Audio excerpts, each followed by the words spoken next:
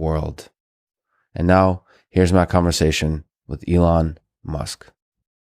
What was the vision, the dream of Autopilot when, in the beginning, the big picture system level, when it was first conceived and started being installed in 2014, the hardware in the cars? What was the vision, the dream?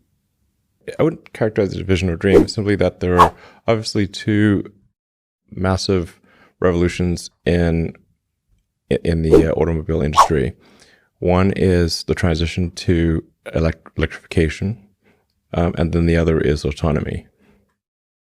And it became obvious to me that in the future, any car that did not have autonomy would be about as useful as a horse. Which is not to say that there's no use, it's just rare and somewhat idiosyncratic if somebody has a horse at this point. It's just obvious that cars will drive themselves completely. It's just a question of time.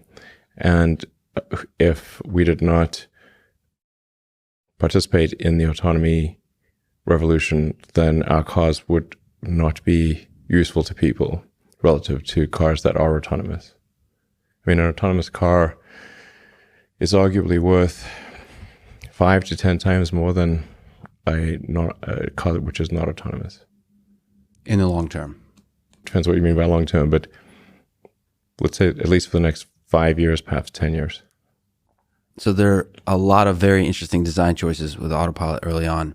First is showing on the instrument cluster or in the Model 3 on the center stack display what the combined sensor suite sees. What was the thinking behind that choice? Was there debate? What was the process? The whole point of the display is to provide a health check on the vehicle's perception of reality. So the vehicle's taking in information from a bunch of sensors, primarily cameras, but also radar and ultrasonics, GPS, and so forth. And then that information is then rendered into vector space. And that, with a bunch of objects with properties like lane lines and traffic lights and other cars. And then in vector space, that is re-rendered onto a display so you can confirm whether the car knows what's going on or not by looking out the window. Right. I think that's an extremely powerful thing for people to get an understanding, so to become one with the system and understanding what the system is capable of. Mm-hmm. Now, have you considered showing more? So if we look at the computer vision, like road segmentation, lane detection, vehicle detection, object detection underlying the system, there is at the edges some uncertainty.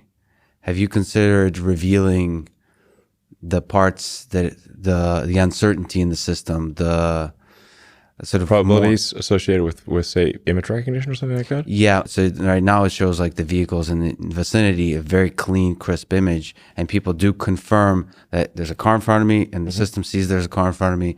But to help people build an intuition of what computer vision is by showing some of the uncertainty. Well, I think it's in my car. I always look at the sort of the debug view, and there's two debug views. One is augmented vision. Which I'm sure you've seen, where it's basically we draw boxes and labels around objects that are recognized. And then there's what we call the visualizer, which is basically a vector space representation summing up the input from all sensors.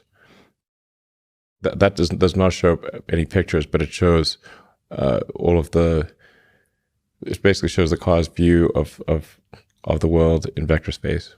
But I think this is very difficult for normal people to understand. They would not know what the heck they're looking at. So it's almost an HMI challenge to the current things that are being displayed is optimized for the general public understanding of what the system is capable of.